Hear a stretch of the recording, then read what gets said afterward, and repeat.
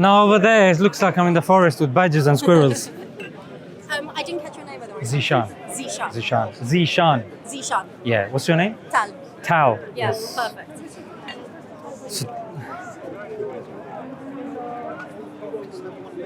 So yeah, Tal, I heard you had a nice conversation with Adnan Rashid. Then Yes. Tony, he said that because he's had this discussion of Israel-Palestine with a few people, he suggested yourself several times. And he said, maybe we can have a fruitful conversation. So yeah, let's just see how it goes. Maybe tell me about yourself. And, Yes. you come here with the kufiya as well.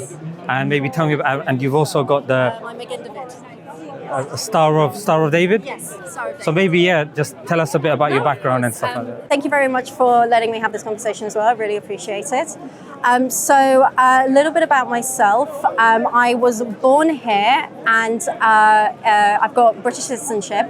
I also have Israeli citizenship. And both sides of my family are Ashkenazi Jewish. So on my dad's side, we've got multiple generations in Britain, but on my mum's side, from my great-grandfather, he immigrated into British Mandate Palestine with his wife and was present during the Nakba / War of Independence. And essentially, the 3 generations thereafter, my grandparents, my aunts, uncles, and cousins, they were born and raised in Israel, the state of Israel, only have Israeli citizenship, and that is all they know. That includes my mum, and my brother was born there as well, but it's my dad married my mum, my brother was born there, then they moved here, and I was born here. And so we are the only, no, of course, yes, thank you. So for a lot of the time, we were for most of the... You know what, that might drop. I'll show you how to do it. Please. I can see you struggling. Yeah. You do. Just pull this hair. Thank you so much. So there we go. Okay. So for a lot of time, most of that we were the only ones in the family with dual citizenship on my mum's side. Very recently, one of my cousins got married, and now he also has Danish citizenship as well, I believe. But for 3 generations, only Israeli citizenship. And I grew up in this system as a Jewish British Israeli, where I was raised within both the Jewish diaspora narrative and the Israeli narrative. We traveled to Israel since before I could talk, and we have history of going there a lot. And so growing up, I was raised with this extremely specific narrative, a very pinhole view of what has happened and what is going on, and how essentially due to fear, we need this place, we have to have this place, we have nowhere else to go, and it's them or us. It's very much seen as a black and white situation. And as I was growing up, I began to start to question these what was seen as facts for me growing up, and it has slowly over time, it's a very slow process, learning to unlearn a lot of things that have been taught to me, but also to come to terms with the fact that this is part of my history, but this isn't something I agree with, this isn't something I side with. And I have come to the point, and I'm fortunate enough that even though my parents may disagree with me in a lot of things, we do have these conversations at home, and I'm allowed to have these conversations and to have these opinions expressed here, where I would very strongly now call myself an anti-Zionist, and I do not believe that the state of Israel is the answer, nor is it something that should be maintained from its inception. It put Jews first above all else, thereby displacing Palestinians, and the more I looked into it, the more I could see that there was a systematic oppression, systematic racism as well, and the treatment, and also absolute censorship within Israel that they try to also extend within the diaspora. And How do you think they do it in the diaspora? Okay, so this is very much through... I don't want to take you off your train of thought, so bear that in mind. Absolutely fine, and I really appreciate that. So how it sort of occurs in the diaspora, and diaspora internationally, all over the world, anywhere where there is a cluster of Jewish population in the area. So typically you have Jewish school systems. So for example, I went to Jewish schools. I went to my local Jewish school. I went from pre-primary to primary to secondary. And throughout there is a really strong, of course you have the pride of being Jewish, and you have that to learn about the history and the story of the Torah and how that feeds into how we practice it today. But there is also an overlapping of Israeli nationalism. And this is over 3 generations worth of practicing, of fine-tuning this art, where it's to grow up in the system is to also praise Israel for what it is as to being a safe place and for where we truly belong, and maybe one day we'll go and return there. And it's essentially the narrative has gotten to the point where to be Jewish is to support Israel. And that is the blanket statement that a lot of people outside of the diaspora and outside of the Israeli circles assume and see. And it is very much at least until recent history, the majority of the case. However, what we're starting to see, especially with current like Gen Z and Gen Alpha, and it's starting to grow. There is discourse within the communities as people are really starting to question the narratives that have been set upon us since birth. And we're seeing very much now that a lot of what we've been told as fact, as the being raised in fear and fear being used to justify what is currently the state of Israel and the continued existence of the state of Israel. It's based on misconstruction, it's based on misleading, avoidance. There's a very much a sort of protective sphere of, because we believe that we're constantly, currently, presently, being persecuted from a historic context as well, that sort of feeds into it always being scared now, to the point where, I mean, just as an example, I had an argument that literally got to the point of shouting over just wearing this in public, just wearing the Star of David outside, because my parents were convinced that at one point or another, me wearing this, I would get attacked in some form. That is a great example of how the fear has been imbued in these circles. Have you had any comments about wearing that Speaker's Corner today? No. And I'll make it very clear. I also, I went to my first in-person pro-Palestinian rally as well. I was in the Jewish bloc. Say hi to us if you're there. And it was one of the most genuine, and I say this from the bottom of my heart, one of the most loving, warm and embracing sort of moments of everyone just knowing that we're united in this cause against what Israel is doing and what the state is doing and what it historically has done and continues to do and attempts to want to do in the future. And we need to work into preventing that now, very much so. And I would say actually, this was very much the starting point for me to really start to question things, because up until that point, for a lot of Jews, to be fair, we're not even told really about the Nakba. We're not even told about the Green Line. That's not something that is present in the conversation. So we are naive. So the people that don't know what the Green Line is. Mm-hmm. Fair enough. So the Green Line is what is currently establishes the current state of Israel with where the Gaza Strip is, the West Bank is, Golan Heights, and East Jerusalem got annexed in 1967, but this is basically the border of where the state of Israel ends and the stateless begins, let's say. And you have Israelis that have no idea what the Green Line is, and they're in settlements and they don't even realize they're in it. It's a very great example of how much the censorship works there. And that's due to a variety of reasons as well, because So for a lot of articles out there that are talking about what is happening to civilians in Palestine, in the Gaza Strip, or the abuse that goes on in the West Bank, or the also the abuse that goes on in East Jerusalem, annexed, but it's still very much a secondary citizenship kind of attitude. A lot of these articles are written in English, and English is absolutely a language that is present in Israel. It's typically a secondary language to people.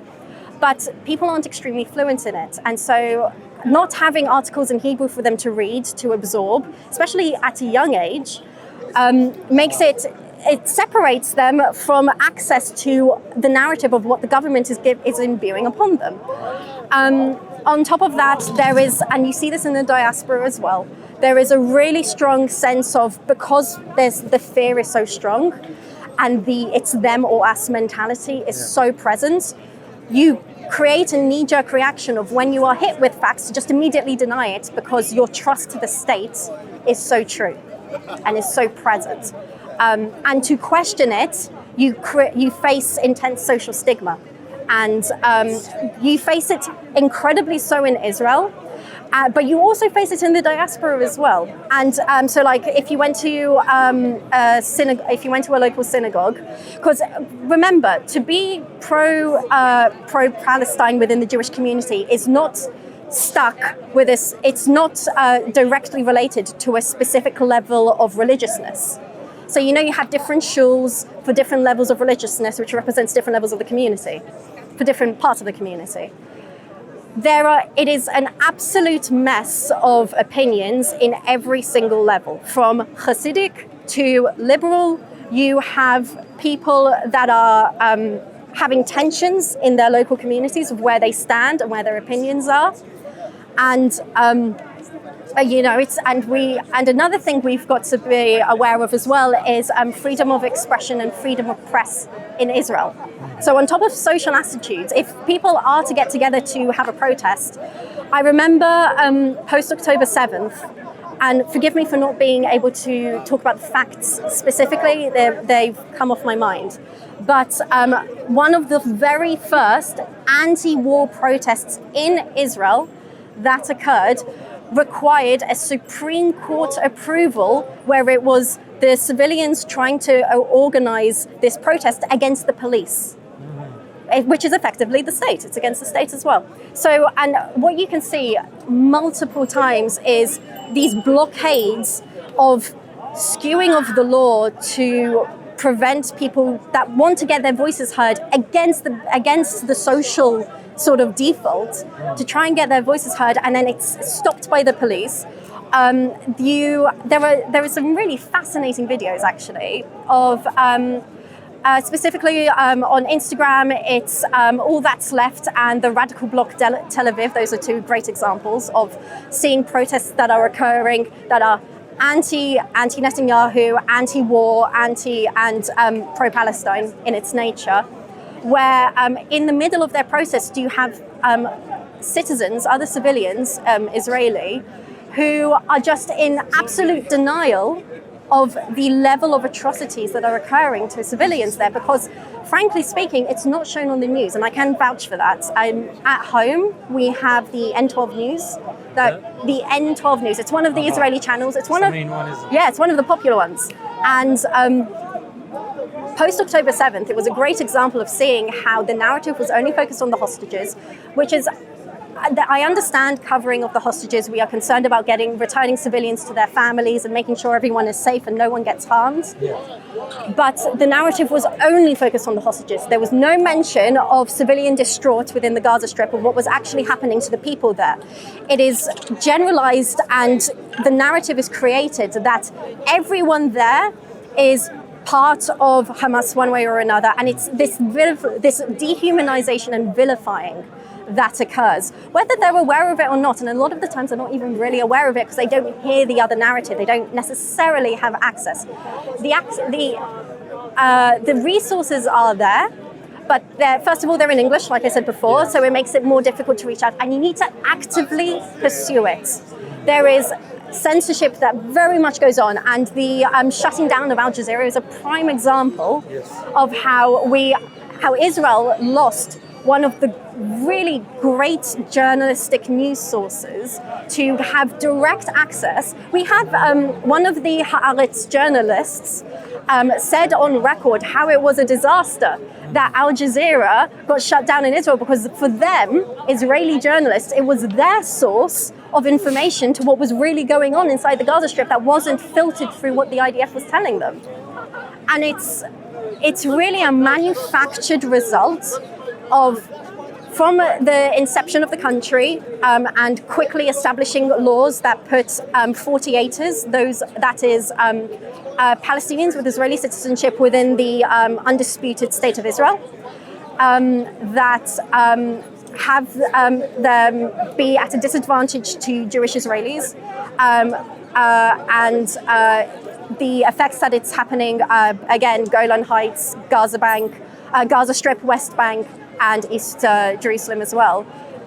It's just consistent mistreatment and supremacy of Judaism that is there as a Jewish state. And that sort of led me to the decision that a lot of Jews are starting to see themselves, including in Israel as well, that just the current treatment is not the answer. It's not right. It's not the solution. It's not the long-term solution. It's not the short-term solution. And to create a place where equal rights and just equal humanity. This is very basic stuff that if you speak to certain Israelis about it, or certain Jews about this as well, and even those who aren't, but are in the Zionist headspace, speak to any Zionist about this. When you give them certain facts like how Israel has illegally used white phosphorus, which is a banned substance within the Gaza Strip during the October 7th and historically, and it's a war crime that they've done so, and that the Human Rights Watch and Amnesty International have shown this to be the case, their knee-jerk reaction is to deny. So just for the crowd, the white phosphorus is something that when you drop it, it literally melts the skin. And burns to the bone, burns past the bone. And what's also tragic about it as well is that even if you survive these excruciating burns, you get cancer in the long term. So you're plagued with the effects of white phosphorus as soon as it comes in contact. And specifically, it's important to note that they were using it in highly densely populated civilian areas, which is another war crime on top of the war crime of using it in the first place. And so the denial of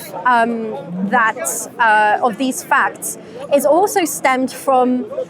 So I've said this many times about the language barrier, but also in the diaspora and in Israel, you get raised to essentially, and I remember being told this multiple times, don't trust what Amnesty International says. The UN isn't on our side. Human Rights Watch isn't on our side. And, as someone who is anti-Zionist and has sort of deprogrammed myself from a lot of this sounds insane. It's absolutely ridiculous. These are humanitarian, non-profit organizations. And and you have so much blind faith because you've been told your entire life that you have nowhere else. You only have this land. And you don't even have access to the option, to the idea of coming to the notion of treating Palestinians equally. And it's insane. It's absolute insanity. And you don't realize it's insane until you've come out of it. And then you get this frustrating situation where you try and speak to people about it who are still in the depths of being the Zionistic system that they were raised in, to absolutely deny what's going on. And I would, that's all right. I would absolutely say that the Zionistic system within Judaism is very much a programmed approach. And the deprogramming takes a very long time. And it's really interesting, actually, because when you go to the Jewish bloc of these pro-Palestine rallies, you have people like me who are anti-Israel, anti-Zionist.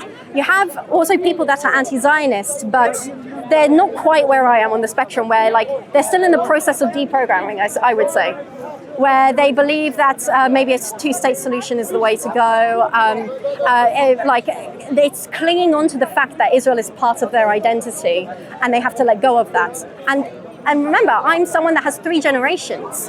This was not an easy process to let go, to separate, and to relearn a lot of what was taught to us, and that was frankly untrue and misconstrued and racist and however other many words. And when it comes to people that were raised in this process, I would definitely say as well, again, we're going on a tangent a bit, but I would definitely say that it's absolutely, people can unlearn and relearn what Zionism really is and what it truly stands for and how nationalistic and racist this approach is.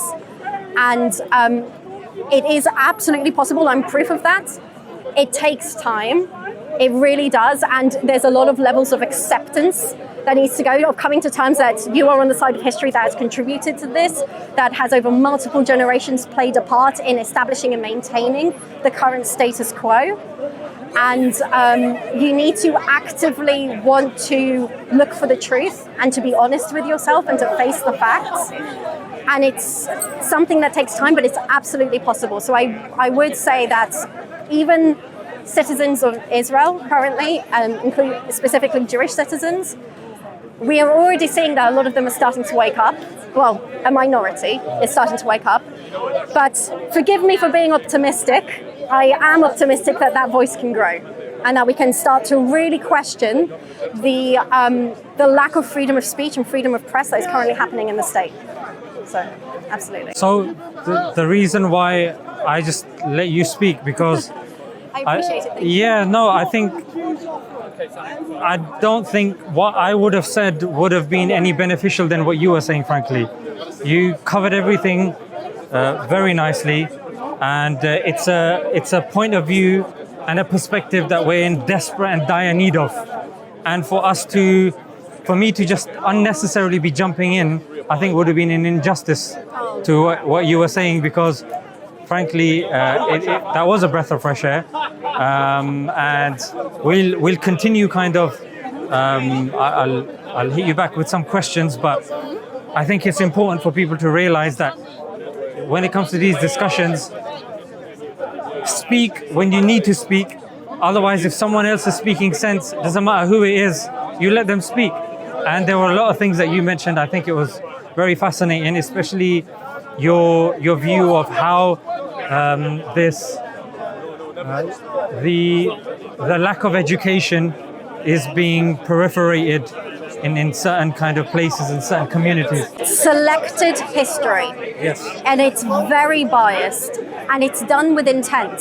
Whether the people in the system are aware of it or not, it is very much so a result of both lobbying within Israel and lobbying within the diaspora by pro-Israeli movements. And it's how a lot of Jewish schools around the world follow this narrative. Shuls do as well. Jewish newspapers go into it as well.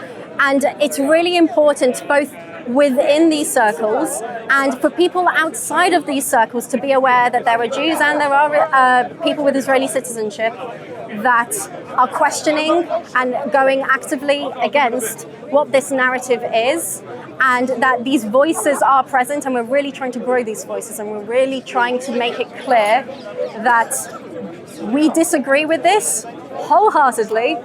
It's not the answer, it's not what we're looking for, and it's not the solution to, forgive me for being cheesy, but it's not the solution for peace in the Middle East. So, yeah. Are you not worried about, say, your safety or how your own community is going to see you? What has been their reaction to you? Okay. Because a lot of people are kind of afraid of Yes. going against the narrative of their own Absolutely. community. And that is definitely one of the stigmas that for anyone who is starting to ask these questions themselves in these communities, that's one of the first things you face. Because when you first start to have these opinions, it feels incredibly isolating. You feel like you're the only one and there's no one else out there. And thank Instagram, because there is much proof in multiple places, including in the UK, Na'amod. If you're not aware, if there are any diasporan British Jews listening, Na'amod UK, take a look at them. They're doing phenomenal work. They are an anti-apartheid pro-peace movement in the UK that is attempting to lobby against Britain's actions towards supporting Israel and war. Fantastic. Big up Namud. Yes, Namod UK, they're doing phenomenal work. I will preach about them till the cows come home. Yes, stigma in social circles. So personally, I have, for lack of a better term, I've come out to my family about these opinions, specifically to my parents and my brother and his fiance. They are aware, and to different levels they disagree with me. But I am very thankful that my dad specifically has allowed me to have these conversations at home, to express my opinion and to explore these viewpoints. It helped me form the opinion that I currently have. Even if he does disagree with it, he very much respects my opinion, and I'm very thankful that he let me have that space, even if he doesn't agree with me. With regards to the outer Jewish sphere, I would say that I'm not currently a member of a synagogue locally or anything like that. But it's like the point that you mentioned, that because you class yourself as an anti-Zionist, Yeah. naturally that's going to be attached with the label of anti-Semitic. Yeah. Have you got those labels thrown at you? Or? Not yet. Oh no, I think my, I think my brother may have chucked something. I can't There remember. it is. I can't remember. But what's really important, the Zionists that are saying that it's anti-Semitic, the kind of thoughts that I have, are once again fulfilling the systematic narrative of melding being Jewish with the state of Israel. And we need to separate it. And a lot of people are really starting to do that narrative. You're seeing it in encampments in America and even in England here. And you're seeing it internationally with all the movements that I talked about as well, including in Israel as well. They're trying to separate. They're trying to start the process of separating it. It's a little more nuanced there, I would say. I will say my Israeli family isn't aware. I haven't specifically stated these opinions. I would say that even my family in England here aren't necessarily, they're aware I'm not sympathetic to the Israeli cause. They not necessarily aware I'm to the point of being anti-Israel, which is a very interesting opinion to have as someone, to them, it's a very interesting opinion that I have as someone with family that is with Israeli citizenship as well. But I stand by what I believe in, and I believe in the humanity comes first. So, You're still part of the Jewish faith? I am. I don't just wear this for show. I do consider myself Jewish, and I consider myself. This was very much this whole process of understanding my Israeli history and my sort of where it came from, and separating it from my Judaism helped me be more proud and more loud, let's say, of being Jewish, with regards to just wearing this in public. I make sure to wear this outside to continuously prove that, you know, the world's not out to get us. We're not going to get attacked. I'd like to think we're not going to get attacked on the street. And yeah, exactly. And I've proven this to be the case for long enough now that this idea of, it's more about the idea of fearing. The idea of being feared than actually being hated. The idea of being hated than actually being hated. So it's just, especially with Ashkenazi Jews, there is a very strong history of mistreatment, displacement, resettlement, and pogroms and such. And with both sides of my family being Ashkenazi Jews, there is a very strong narrative that got fueled into the Zionistic movement, because Zionism, when it was created, was within the European area, I believe.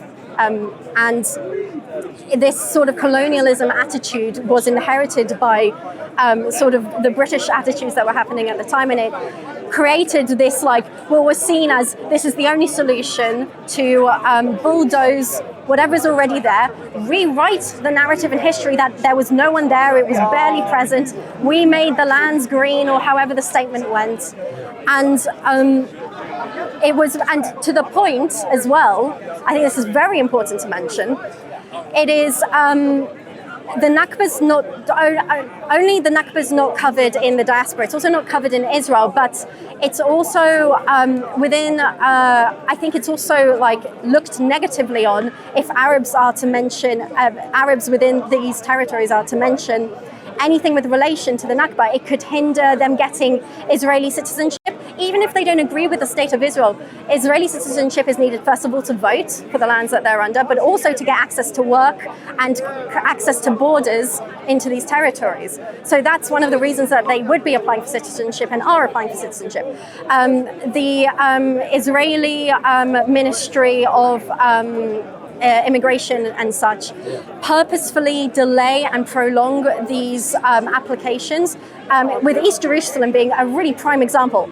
Only 5%, please correct me if I'm wrong, I believe this is correct, only 5% of Arabs in East Jerusalem, which has been annexed in 1967, they are under the state of Israel. They have the right to apply for Israeli citizenship. Only 5% have been accepted since the inception of, since the annexing in 67, which is ridiculous. And when you look at even recent history from like, I want to say mid-2010s to 2021, only 36 applications that over this period of time got accepted. And you have a wide variety of reasons. You need to not, and it's somewhere, let me just say the reasons are stupid. You've got, if you failed your Hebrew proficiency test, that's going to be a negative.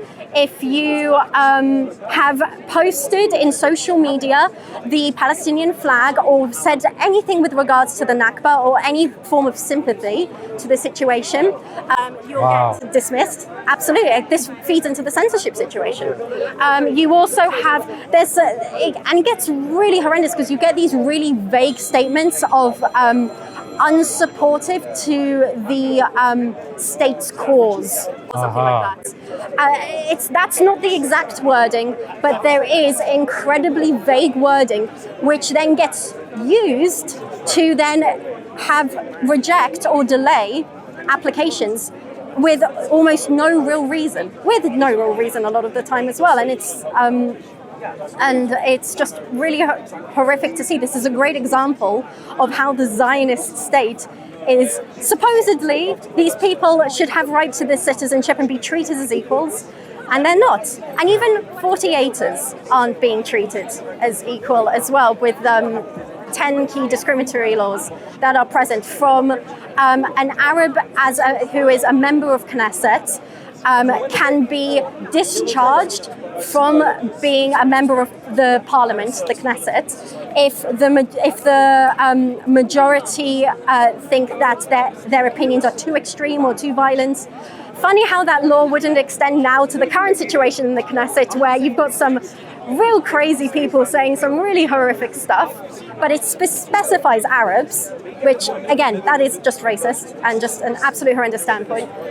You also have laws that create a situation where when new towns are being built within the state of Israel, first of all, the funding towards the development of these towns, the government, there is a law that says the government can decide where funding is allocated. So if a town is going to be majority Arab, they are likely to, it gets construed so that they receive less funding, and then Jewish exclusive states get construed to get more funding.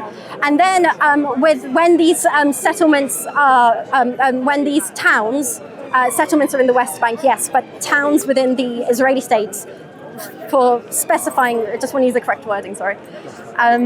So when these towns are built and the local community decides who comes in, there is another law that pairs very nicely with the previous law I just mentioned. I say this like it's horrendous, but like, you know, it pairs with it of you can decide who comes into, who is access and can come live in this town based on, again, a very vague and broad statement is said. It's like, that is like meets your standards or something like that. And that essentially gets practiced in the way that Jewish Israelis are allowed, and then Arab Israelis, Palestinians with Israeli citizenship are rejected. These 48ers get rejected. And so you have... I'm specifically talking about the State of Israel. These are 48ers what 48ers can experience within the State of Israel. And so what in the... If the sun gets too much... I wouldn't mind moving if that's all right. Yeah, sure. Thank you so much. What are you guys here to talk about? I'm talking today about where were we? You were talking about the 48ers. Yes. So because of those two laws, just as an example of settlements, living spaces, and a reality is created in the long term where you get Jewish towns that have a very stable and sustainable amount of funding, are very much like well established and well funded, and access to greater resources. The kids in these areas have access to greater resources. And then in these Arab towns, they had less funding from the establishment, so resources of what is available within the community are much more strained and limited, which then affects the access to opportunities and work and such in the area. And that means that these children grow up with a much more difficult access to these opportunities and such. So it really is a great example of how it's systemic in nature within the State of Israel itself. And so that's just a great example. And there are other laws as well that set examples, from the lack of a right to return to service in the army, to whether you can have dual citizenship or not. There is a real double standard of Jews being allowed dual citizenship, me being a great example, and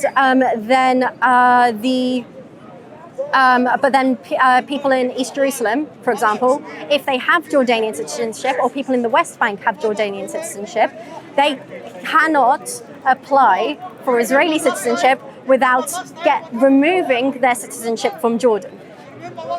And that is an incredibly difficult thing to do, to put yourself in for the queue of maybe getting it, so that maybe you could get some more work opportunities and get access to just more opportunities. Because yes, like, they don't agree. A lot of people in these areas don't agree with Israel.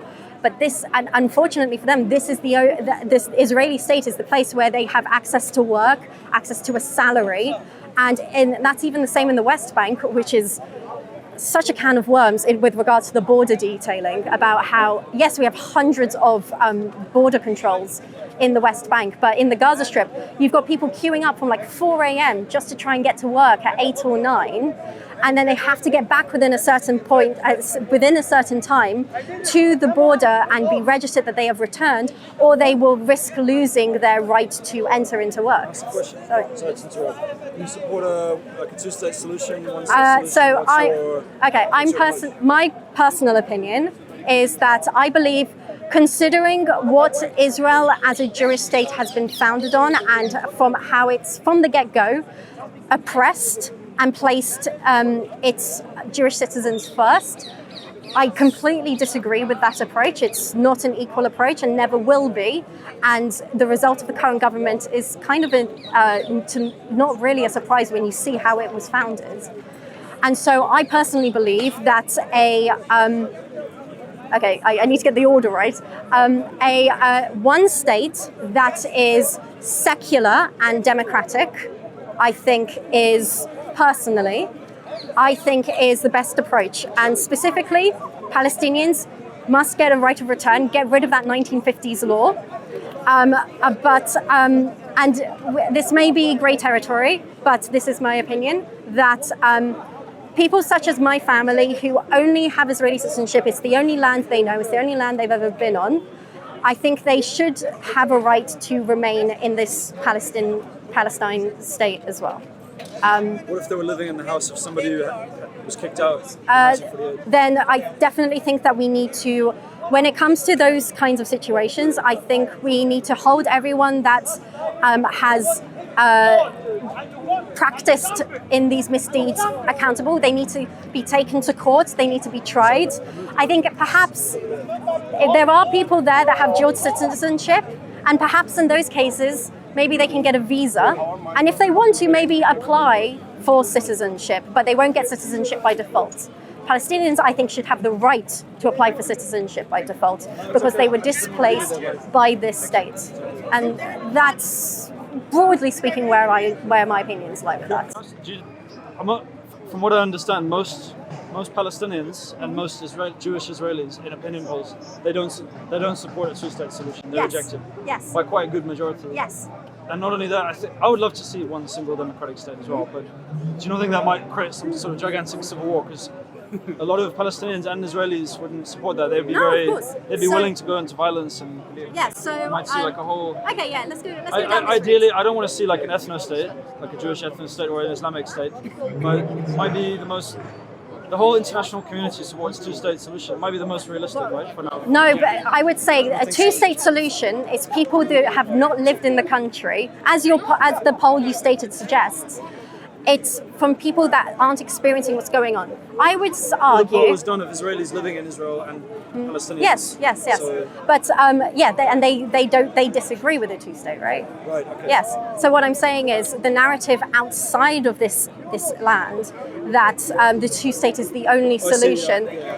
That's a misconstruction. I would argue that what can be seen in the West Bank, where you've got areas A, B, and C, IDF militant force overseeing justice and stability in the area, I would argue that this is kind of a proto example of what a two-state solution would be, and my goodness, does it fail.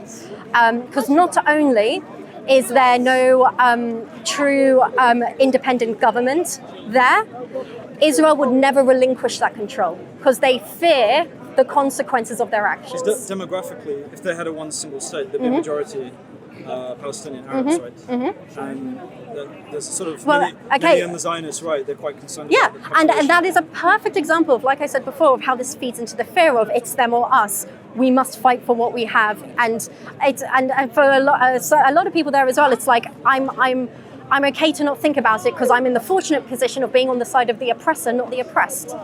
But it's one of the things that really needs to be challenged. First of all, that narrative that Israelis are raised in needs to be challenged, and the re-education and a real apparent of facts needs to be stated. And number two, and this might suck, them realizing this and getting to the point where you've got to learn to trust. And like, if there is no trust that this other side will treat you humanely, how on earth do you think you're going to even get a two-state solution? You know? Yeah. Because right now the Likud party, they don't want it either. The Arabs are not interested in a two-state. Yeah, neither is the Likud party. They don't want it either. They would have been willing. By all means. Ariel Sharon pulled out of Gaza. I always get confused when there's multiple Do you voices. support boycott, divestment, sanctions? Yes. Can I ask, because I'm much more sympathetic to your viewpoint, but on this, do you not think it's a bit hypocritical? Because, for example, United Kingdom went into Iraq, according to Lancet, very prestigious medical journal, about 1 million Iraqis dead because of that war. Right? That's not just a random figure, that's like very respected. So Britain has done far more damage than Israel did in the last. To compare is not to justify. I would say to compare is not to justify. Why would talk about boycotting United Kingdom and boycotting Israel. But I never hear talk about boycotting Egypt, United Kingdom, Britain, United States. They've done a lot. Okay, so I will argue that currently. Yes. Okay, but I would, and that's fair enough as well. And these are perfect points of boycotting that I'm certain. But just as a response to that, people have been boycotting China. They have been boycotting Denmark. They have been boycotting America. Boycotting it's a movement. I'd also like to add as well that, first of all, for me, contextually, as someone who is Jewish, British, and Israeli with the passports, this is a personal matter to me that I want to affect and contribute to affecting to. But in the grander scheme of things, currently, right now, presently, a genocide is going on, and the collective unification of those that are pro-Palestinian in boycotting.